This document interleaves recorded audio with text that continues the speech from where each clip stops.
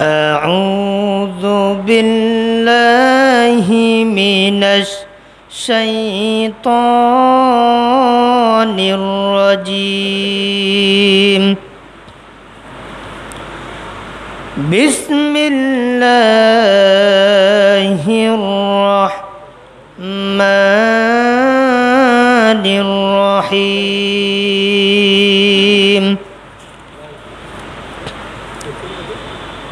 واتقوا يوما ترجعون فيه إلى الله ثم توفى كل نفس ما كسبت وهم لا يظلمون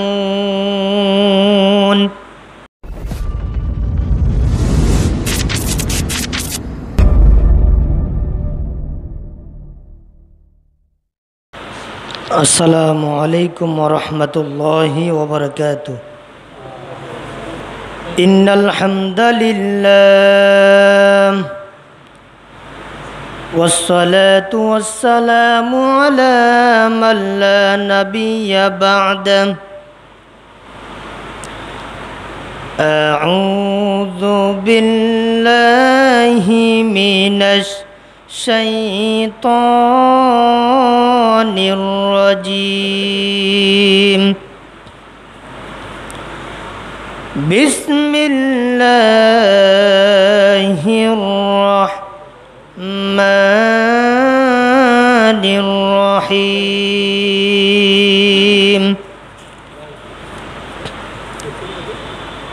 واتقوا يوما ترجعون فيه إلى الله ثم توفى كل نفس ما كسبت وهم لا يظلمون إلى آخر الآية أو كما قال عليه الصلاة والسلام الحمد لله সমস্ত প্রশংসা সেই মহান আল্লাহ সুবহানাহু ওয়া তাআলার দরবারে আদায় করছি যে মহান মুনিব আজকে আমাদেরকে শাওয়াল মাসের দ্বিতীয় জুমায় আল্লাহ পাক আমাদেরকে কবুল করেছেন, আসার তৌফিক দান করে দিয়েছেন।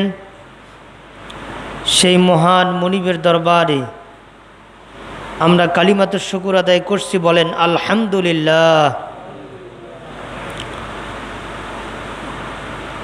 মানবতার মুক্তির কান্ডার, শান্তির ভান্ডার, আকায়ে নামদার দাসদারে মদিনা, সাইয়্যিদুল মুরসালিন, খাতামুন নবিয়্যিন,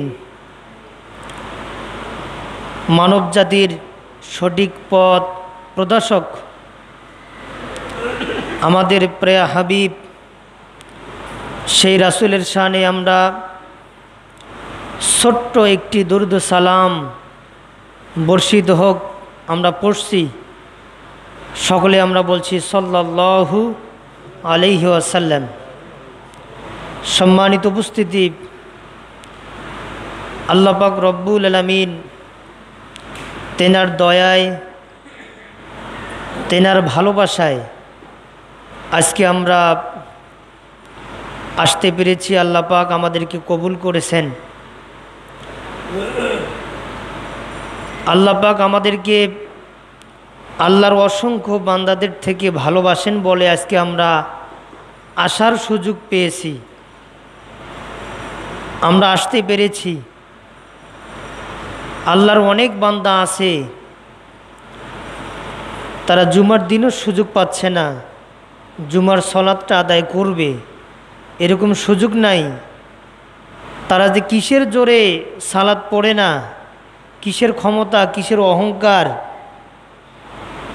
তারা কেন আসতেছে না, কেন আসে না, আল্লাহ পাক ওই সমস্ত বান্দাদের থেকে বাছাই করে মোহাব্বত করে আমাদেরকে আসার তৌফিক দান করেছেন।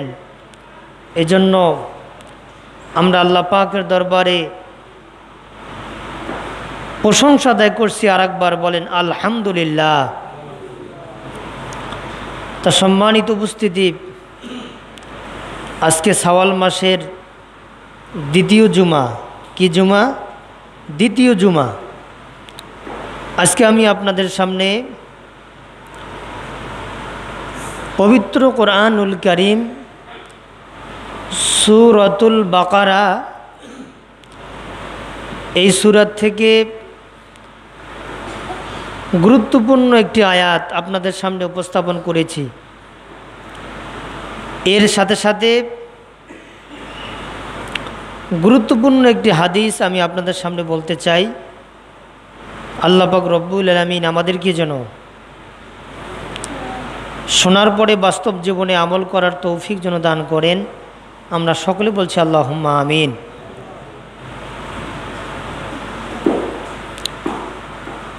তা আল্লাহ পাক তেনার দয়া মোহাব্বত করুণা ছাড়া আজকে আমরা জুমার দিন আসতে পারতাম না। যে আয়াত আমি আপনাদের সামনে পড়েছি,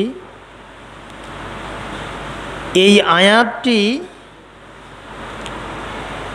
মানব জীবনের পূর্ণাঙ্গ আস্থা, পূর্ণাঙ্গ হেদায়েত এই আয়াতের ভিতরে আল্লাহ পাক লুকিয়ে রেখেছেন। এই দুনিয়া একদিন শেষ হবে, কেউ থাকবে না, সবাইকে যাইতে হবে এই দুনিয়ার থেকে। আল্লাহর যত সৃষ্টি আছে সবাই চলে যাবে। এই দুনিয়াতে কেউ থাকার জন্য আসি নাই। যেহেতু যাইতে হবে, যাইতে গেলে পূর্ব প্রস্তুতি আমাদেরকে নিতে হবে। এই দুনিয়া হচ্ছে একটা বাজারের ন্যায়। এই দুনিয়া হচ্ছে একটা ওয়েটিং রুম। এখানে আমরা অবস্থান করছি কিছু সময়ের জন্য। এই সময়টা ব্যয় করতে হবে। আল্লাহ পাক রাস্তা দিয়েছেন দুইটা। বলেন তো কয়টা রাস্তা দিয়েছেন? দুইটা আল্লাহ পাক রাস্তা দিয়েছেন। এই দুইটা রাস্তার একটা রাস্তা হলো ভালো রাস্তা, আর দ্বিতীয় রাস্তার নাম হলো খারাপ রাস্তা। রাস্তা দুইটা, পথ দুইটা, একটা ভালো পথ, একটা খারাপ পথ।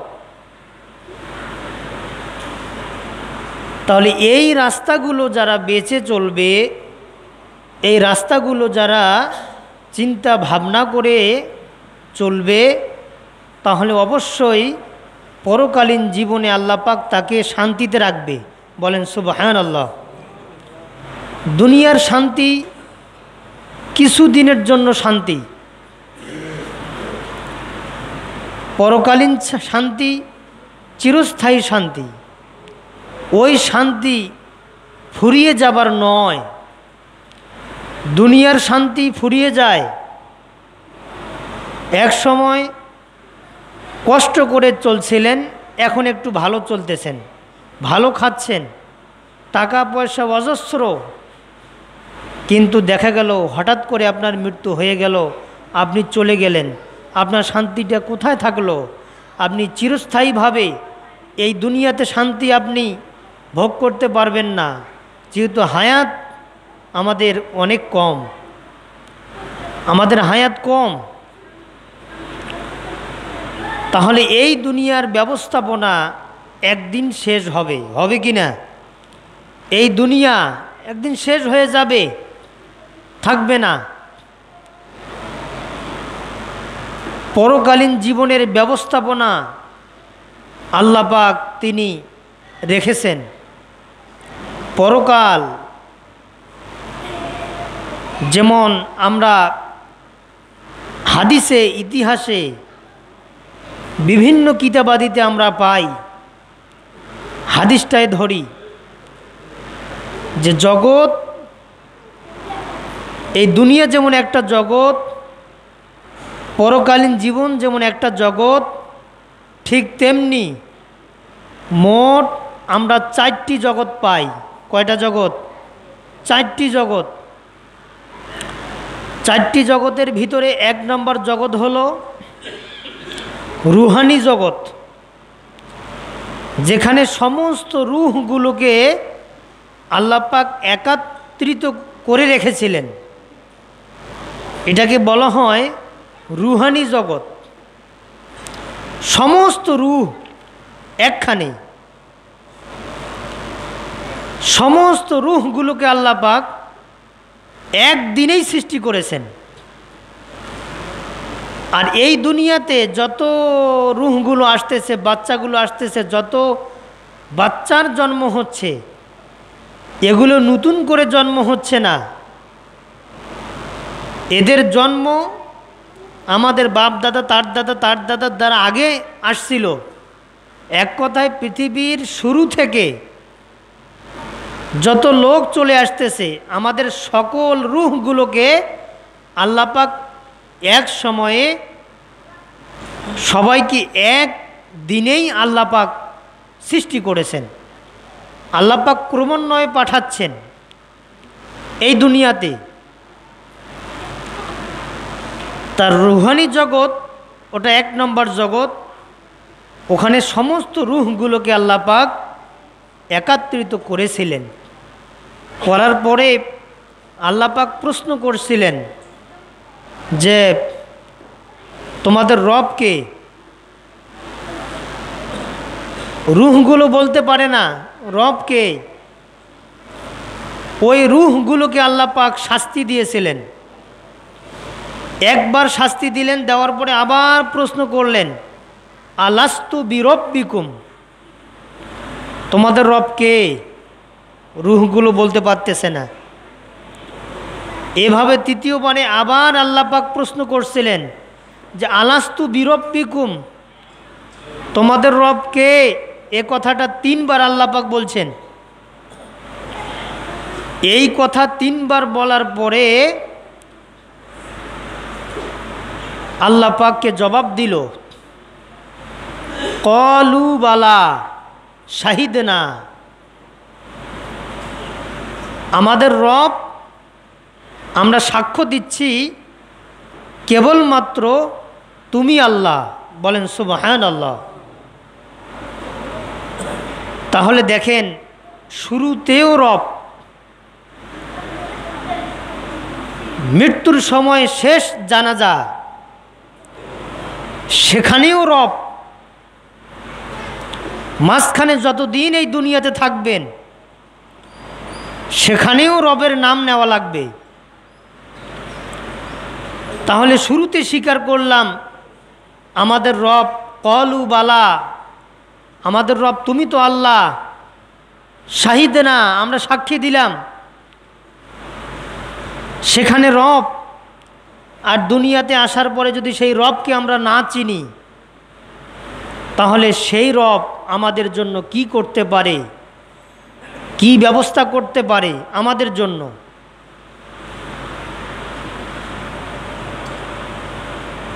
তারপরে 2 নম্বর জগৎ হলো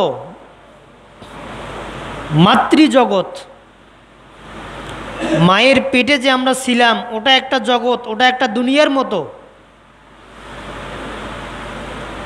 রুহানি জগতে ছিলেন বা আমরা ছিলাম, ওখানকার জ্ঞান, বিবেক, খেয়াল, ধারণা সব ছিল আলাদা। ওখান থেকে যখন আল্লাহ পাক পাঠাই দিল 1 ফোঁটা নাপাক পানির মাধ্যমে, স্বামী স্ত্রীর আনন্দময় মুহূর্তের মাঝে, তাদের মিলনের মাঝে 1 ফোঁটা নাপাক পানি তাদের রেহেমের ভিতরে আল্লাহ পাক প্রবেশ করালেন। ওই এক ফোঁটা পানি 40 দিন মায়ের রেহেমের ভিতরে অবস্থান করল। অবস্থান করার পরে ওই এক ফোঁটা পানি জমাট হয়ে গেল 40 দিন পরে। জমাট হওয়ার পরে আবার 40 দিন হয়ে গেল। হওয়ার পরে হলো এক টুকরা রক্তের জমাট বাঁধা এক টুকরা মাংস। আবার 40 দিন হয়ে গেল। ওই এক টুকরা রক্ত মায়ের রেহেমের ভিতরে থাকার পরে একটা পরিপূর্ণ মাংসর টুকরা আল্লাহ পাক ওখানে দিয়ে দিলেন। আবার 40 দিন হওয়ার পরে ওই টুকরা মাংসের টুকরাটা আল্লাহ পাক মায়ের রেহেমের ভিতরে মানব রূপ আকৃতি একটা ওখানে তৈরি করে দিলেন। বলেন সুবহানাল্লাহ। আকার, একটা মানব জাতির একটা আকার, মানুষের একটা আকার আল্লাহ পাক দিয়ে দিলেন। দিয়ে দেওয়ার পরে আবার 40 দিন এভাবে পরিপূর্ণ আস্তে আস্তে মানবে পরিণত হচ্ছে। ওই বাচ্চাটা তখন মায়ের রেহেমের ভিতরে দাঁড়িয়ে থাকে 3 মাস। কত মাস? 3 মাস। এক কথায় নাপাক পানি থেকে শুরু করে দাঁড়িয়ে থাকা পর্যন্ত 3 মাস। আবার ওই পূর্ণাঙ্গ বাচ্চাটা রুকুতে থাকবে 3 মাস। 3 মাস দাঁড়িয়ে, 3 মাস রুকুতে। শেষের 3 মাস ওই বাচ্চাটা থাকে সেজদা অবস্থায়। সেজদা অবস্থায় থাকলো 3 মাস। থাকার পরে আস্তে আস্তে সময় হয়ে যাচ্ছে, 9 মাস আপ হয়ে গেছে। ওই রেহেমের মধ্যে আল্লাহ পাক কয়েকজন ফেরেশতা সেট করে রেখেছেন। ফেরেশতারা প্রশ্ন করে যে আল্লাহ, 9 মাস তো হয়ে গেল, এখন তো সেজদায় আছে, সময় তো হয়ে যাচ্ছে, এখন কি করব? আল্লাহ পাক বলেন, সময় হয়ে গেলে দুনিয়াতে পাঠাই দিবে, ধাক্কা দিয়ে পাঠাই দিবে, দুনিয়াতে বের করে দিবে, দুনিয়াতে আসবে। দুনিয়াতে আসলো, আসার পরে তার ডান কানে আজান দেওয়া হলো। এই আজানে প্রথম শব্দ বলা হয় আল্লাহু আকবার। এখানেও স্বীকার করলো যে রব আমার কেবলমাত্র আল্লাহ। এই হাদিসটা বলার আমার মূল কারণ হলো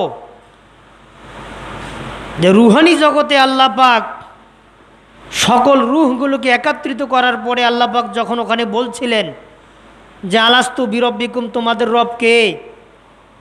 সকলে সাক্ষী দিল যে আমাদের রব আল্লাহ। এই সমস্ত রূহ, এই সমস্ত বান্দারা যখন দুনিয়াতে আসবে, আসার পরেও সেই রব, দুনিয়াতে চলবে সেখানেও রব, রেজেক যিনি দিবেন সেখানেও রব, আবার মৃত্যুবরণ করবেন সেখানেও রব, দোয়া করতে হবে সেখানেও রব। রবকে আমরা ছাড়লাম কোথায়? এক জায়গায়ও রবকে ছাড়লাম না, কিন্তু হুকুম, আল্লাহর গোলামি, আল্লাহর দাসত্ব, আল্লাহর আদেশ, আল্লাহর নিষেধ, এগুলো আমরা বেছে চলতেছি না। সবখানে রব। দুনিয়াতে শেষ বিদায় সলাতুল জানাজা, সেখানেও রব, সেখানেও আল্লাহর বরত্বের তাকবীর, সেখানেও আল্লাহর প্রশংসা, সেখানেও রাসূলের প্রশংসা। কিন্তু আমরা আল্লাহকে ছেড়ে দিয়েছি, মানতেছি না, আল্লাহর আইন কানুন আমরা মানতেছি না। আল্লাহকে যদি আমরা মানতাম, একটু লক্ষ্য করেন, দেখেন একটা মাস রমজান মাস আমরা কাটাইলাম সিয়াম সাধনায়, ওই একটা মাস যেভাবে আমরা চলবো বাকি 11টি মাস সেইভাবে চলবো। তা দেখেন আমরা এত ঢিলা হসি, এত আমাদের গাও ছেড়ে দিয়েছি, আজান হওয়ার পরে খুতবা শুরু পর্যন্ত কোনো লোক নাই, কোনো লোক নাই। তাহলে আল্লাহর থেকে আমরা কত দূরে চলে যাচ্ছি। উচিত ছিল, আমরা অনেকেই তো 5 ওয়াক্ত সালাত পড়ি না, 5 ওয়াক্ত সালাত তো পড়ি না। জুমার দিনে একটু আগে যাই, একটু আগে গোসল করি, গোসল করার পরে প্রস্তুতি নিয়ে থাকি, আজান হোক তারপরে মসজিদে যাই, এটা তো করি না। কিন্তু ব্যস্ততা ব্যস্ততা এত ব্যস্ত আমাদের পিছন আর ছাড়ে না। আমার মনে হয় এই ব্যস্ত মৃত্যু না হওয়া পর্যন্ত এর সমাধান আসবে না। মৃত্যু হবে, সব ব্যস্ততা সব শেষ। সাদা কাপড় এনে চকলেটের মতো পেঁচাইয়া কবরে রেখে দেবো, শেষ, একবারে নেঠা সাপ, আর কোনো সমস্যা নাই। হাট বাজার ঘাট, খাওয়া দাওয়া, স্ত্রী সংসার সব বন্ধ, কিছুই আর থাকবে না, সব ব্যস্ততা ওখানে অবসান ঘটাই দিলাম। তাহলে মৃত্যু না হওয়া পর্যন্ত আমাদের ব্যস্ততা ঠিক সীমানায় পর্যন্ত ঠেকতেছে না, এত ব্যস্ত আমরা। সালাত পড়ি না, জুমার দিন একটু আগে আসি, আসলে তো ক্ষতি নাই। এই খুতবা আমি দিচ্ছি, এটা শ্রবণ করাও ফরজ, এটা শুনতে হবে। জুমার খুতবাটাই হচ্ছে মূল আসল। এজন্য সজাগ আমাদের হতে হবে, আমাদেরকে একটু তাগিদ থাকতে হবে। আজান হওয়ার সাথে সাথে আমরা মসজিদে চলে আসব, কিন্তু আমরা আসতেছি না। তাহলে কি বললাম, সব জায়গায় রব। তাহলে সেই রব, সেই আমাদের রব, তিনি এই দুনিয়া ধ্বংস করে দিতে পারবেন কি না বলেন? এই দুনিয়াতে কোনো অস্তিত্ব থাকবে না, দুনিয়ার কোনো অস্তিত্ব নাই, থাকবে না। সূরা রহমান খোলেন, সূরা রহমানের যে পৃষ্ঠাটা আছে ওই পৃষ্ঠার মাঝখানে আল্লাহ পাক বলছেন যে কুল্লু মান আলাইহা ফান ওয়া ইয়াবকা ওয়াজহু রাব্বিকা যুল জালালি ওয়াল ইকরাম। আল্লাহ পাক বলতেছেন কুল্লু মান, প্রত্যেক, আলাইহা ফান, সব কিছুই ধ্বংস হবে, কোনো কিছুই থাকবে না, কোনো অস্তিত্ব থাকবে না দুনিয়ার। কেবলমাত্র থাকবে ওয়ায়াবকা ওয়াজহু রাব্বিকা যুল জালালি ওয়াল ইকরাম, কেবলমাত্র ওয়ায়াবকা ওয়াজহু, কেবলমাত্র আল্লাহই থাকবেন, আর কেউ থাকবে না এই দুনিয়াতে, আল্লাহই থাকবেন। এই দুনিয়া থাকবে না, দুনিয়া ধ্বংস হয়ে যাবে। এজন্য পবিত্র কোরআনুল কারীমে আল্লাহ পাক রব্বুল আলামিন সূরাতুল বাকারা আয়াত নাম্বার 31, তাহলে সূরার নামটা বলেন তো, সূরাতুল বাকারা, আয়াত নাম্বার কত বললাম? হ্যাঁ, আরেকটা আয়াত সূরাতুল বাকারা আয়াত নাম্বার 281। কত? 281 নম্বর আয়াতে আল্লাহ পাক রব্বুল আলামিন দেখেন মানুষদেরকে তাগিদ দেওয়ার জন্য যে তোমরা ভালো হও, তোমরা সঠিক রাস্তায় চলো, তোমরা পথভ্রষ্ট হয়েও না, শয়তানের রাস্তায় চলিও না। দুনিয়া কতদিন, এই দুনিয়া থাকবে না, তোমরা থাকবে না, তোমাদেরকে আসতে হবে আমার কাছে। সাবধান হও, কবর ভয়ঙ্কর একটা জায়গা, মৃত্যু কঠিন একটা অবস্থা, পুলচিরাত কঠিন একটা রাস্তা, জাহান্নাম কঠিন একটা জায়গা, তারপরে কিয়ামতের ময়দান কঠিন একটা জায়গা, হিসাব নিকাশ কঠিন একটা অবস্থা। এজন্য সজাগ হও, সোজা হও, তোমরা তোমার রবের কথা মতো চলো, তোমরা তোমার রবের নির্দেশ মতে তোমরা চলো। যদি তোমরা চলতে পারো, পরকালীন জীবনের সমস্ত ফাড়া আল্লাহ পাক সব খুলে দিবেন। বলেন সুবহানাল্লাহ। তাহলে আমি আপনাদের সামনে যে আয়াতটা আজকের আলোচনার আলোচ্য বিষয়, সেটি হলো সূরাতুল বাকারা 281 নম্বর আয়াত। আল্লাহ পাক বলতেছেন, ওয়াত্তাকু ইয়াওমান তুরজাউনা ফীহি ইলাল্লাহ সুম্মা তুওয়াফফা কুল্লু নাফসিম মা কাসাবাত ওয়া হুম লা ইউযলামুন। বলেন আল্লাহু আকবার। আল্লাহ তোমার প্রশংসা আদায় করলাম, তুমি সব থেকে বড়।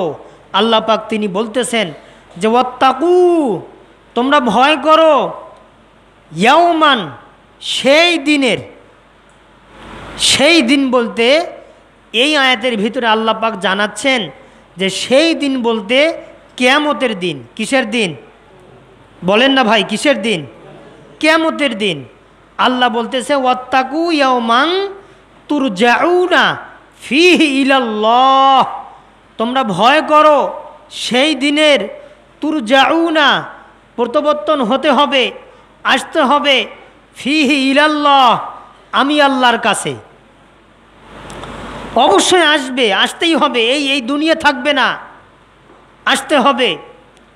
তারপরে আল্লাহ বলতেছে কি, কুল্লু নাফসিম মা কাসাবাত ওয়া হুম লা ইউযলামুন, যারা এই দুনিয়াতে যতটুকু আমল করেছে প্রত্যেকটা আমলের বিনিময়ে তাদেরকে দেওয়া হবে। ওয়া হুম লা ইয়াযলিমুন, আমার বান্দাদের উপরে কোনো জুলুম আমি করব না। বলেন সুবহানাল্লাহ। তাহলে দেখেন এখানে 1 নম্বর চলে আসছে। আল্লাহ পাক বলতেছেন তোমরা ভয় করো, ভয় করো আমাকে, ভয় করতেই হবে।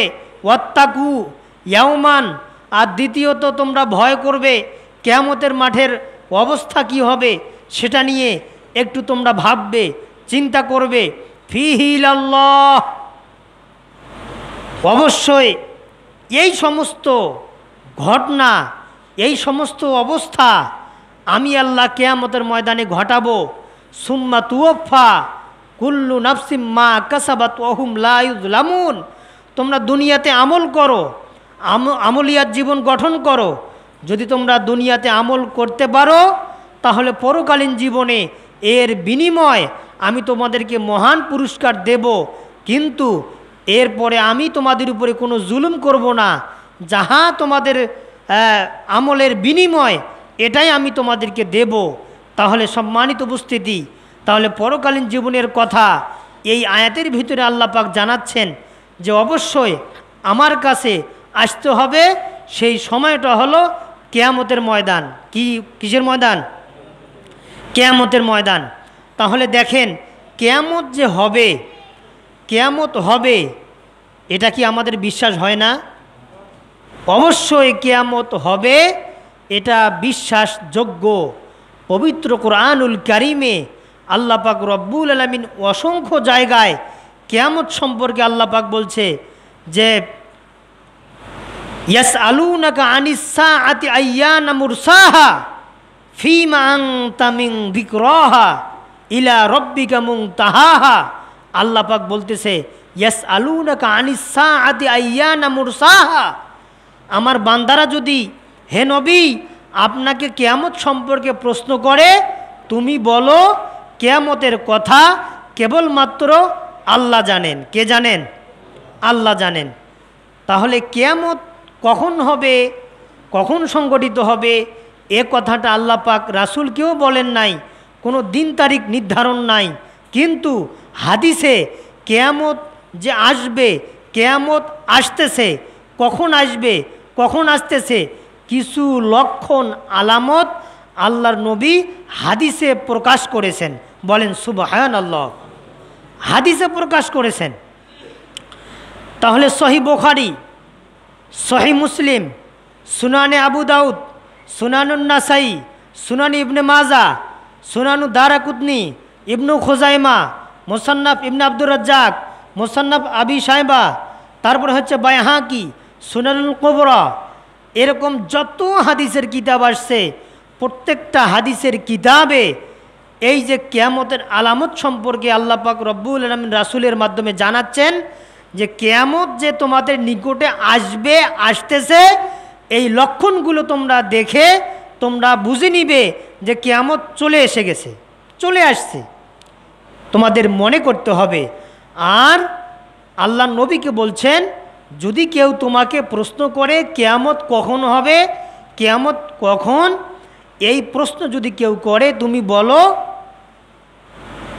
এই ঘটনা, এই বিস্তারিত কিয়ামত সম্পর্কে কথাবার্তা, এর সমাধান, এর উত্তর কেবলমাত্র আল্লাহর হাতে। এ কথা আল্লাহ পাক বলছে রাসূলকে যে কিয়ামতের খবর তুমি জানো না, কিয়ামতের খবর আমি জানি, এ কথা আমার বান্দাদেরকে তুমি বলে দাও, বলে দাও। কিয়ামতের লক্ষণ আলামত আমি যেটা হাদিস থেকে পাইলাম, এই যে হাদিসের নামগুলো আমি বলছি আপনাদের সামনে, এই হাদিসগুলো আমি সব পড়ে আমার স্টাডি মতে আমার নোট করা ছোট আলামতগুলো মূলত 23টা। কয়টা? 23টা আলামত। আরও আলামত আছে কিন্তু আমি ওগুলার নোট করার সময় পাই নাই। 23টা আলামত আল্লাহর নবীর বক্তব্য যে এই আলামতগুলো যখন তোমরা দেখবে